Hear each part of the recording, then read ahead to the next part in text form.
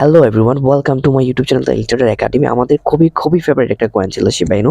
এখনও যদিও আমাদের ফেভারিট মিম কয়েন বলতে পারেন, বাট বর্তমানে এটা মিম কয়েন না। এই দায়রাটা ওরা শেষ করে ফেলছে, অলমোস্ট 10-এর ভিতরে চলে আসছে। 2023 সালে অনেকগুলা কয়েন অনেক পাম্প করছে, বাট 2023 সালে শিবা ইনু কয়েন জাস্ট 27% মতো পাম্প করছে, আহামরি পাম্প করে নাই। এখন এই কয়েনটার মধ্যে কোনো গুড নিউজ আছে কিনা?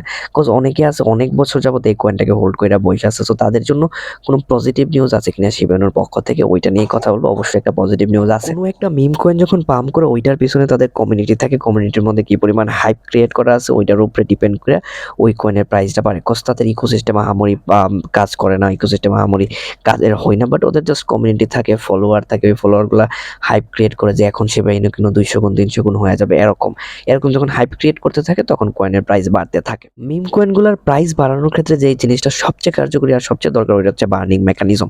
আপনি যত বেশি কয়েনের বার্নিং করবেন তত প্রাইস বাড়তে থাকবে, যত বেশি কয়েন ফ্লাশ করতে থাকবেন তত প্রাইস বাড়তে থাকবে। 200 ইথারিয়ামের বরাবর Shiba Inu trillion of Shiba Inu তারা বার্ন করে দিবে, trillion of Shiba Inu market থেকে তারা সরিয়ে দিবে। 200 ইথারিয়ামের অনেক বড় একটা অ্যামাউন্ট, অলমোস্ট $500,000 মতো আসে ওর, যদি আপনি করেন একটা ইথারিয়াম যদি $2600 ধরেন তাহলে মোটামুটি $500,000 মতো আসে। সো 200 ইথারিয়ামের বরাবর তারা বার্ন করবে। এই বার্নিং মেকানিজমটা তারা যদি নিয়ে আসে, একটা হাইপ ক্রিয়েট করতে পারে, তাহলে প্রাইস অনেক বেশি উপরে যাবে। অনেকদিন যাবতীয় বলতেছিল যে শিবা ইনু এত ট্রিলিয়ন বিলিয়ন শিবা ইনু বার্ন করবে, বিলিয়ন আগে বিলিয়ন শিবা ইনু বার্ন করছে, বাট ওইটা দিয়ে এখন আর কাজ হইতেছে না। এখন যদি ট্রিলিয়ন শিবা ইনু বার্ন করার হাইপটা ক্রিয়েট করে তাহলে প্রাইসটা বাড়তে পারে। যখন শিবা ইনু রবিনহুডের মধ্যে লিস্টেড হয়েছে তখন ওই রকম বেশি পাম্প করে নাই, কজ ওই সময় মার্কেটের সিচুয়েশন খুবই খারাপ ছিল।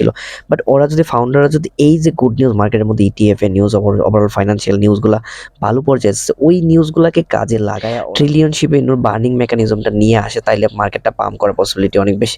এখনো কন্টিনিউ বার্নিং হচ্ছে, এখন প্রাইস মোটামুটি একটু একটু পাম্প করতেছে, আহামরি পাম্প করে নাই। যারা এই মিম কয়েনগুলোর মধ্যে ইনভেস্ট করতেছেন, যেই কয়েনগুলোর মধ্যে ইনভেস্ট করতে চান, সবসময় মার্কেট ডাম্প করলে ইনভেস্ট করবেন, পাম্প করা অবস্থায় না। চলন্ত ট্রেন্ড ধরা ট্রাই করবেন না। মার্কেট যখন নিচে আসবে তখন কমে বাই করার চেষ্টা করবেন এবং বেশিতে গেলে সেল করার ট্রাই করবেন। আই হোপ যে ভিডিওটা ইনফরমেটিভ লাগছে। যদি ইনফরমেটিভ লাগে এবং ট্রেডিং শিখতে চান তাহলে আমার কমিউনিটির সাথে কানেক্ট করবেন। Thanks for watching this video.